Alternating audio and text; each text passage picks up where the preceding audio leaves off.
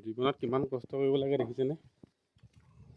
ইমান গৰম, ইমান ৰ'দত চব মানুহ বহি থাকিবলগীয়া হৈছে। এতিয়া আমি এই গৰমখনত কাম কৰি আছোঁ। উপায় নাই আৰু, নকৰিলেও নহয়।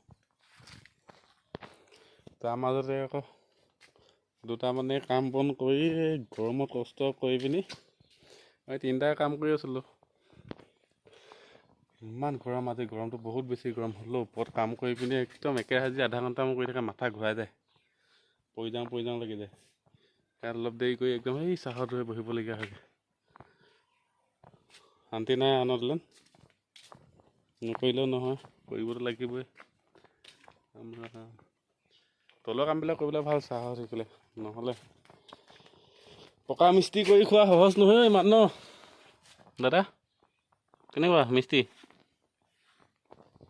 মাত কথা হেৰাই গৈছোঁ বেচাৰা যেনে একেৰাহে বান্ধি খতম কৰি তাৰ পাইছেগৈ, নকৰিলেও নহয়। এইবাৰ ৰ'দত যদি কাম নকৰাকৈ মানুহ এটা শিকিব নোৱাৰে তাতে আকৌ কাম কৰি থাকিলে অকণমান ঠাণ্ডাও লাগে দিয়কচোন।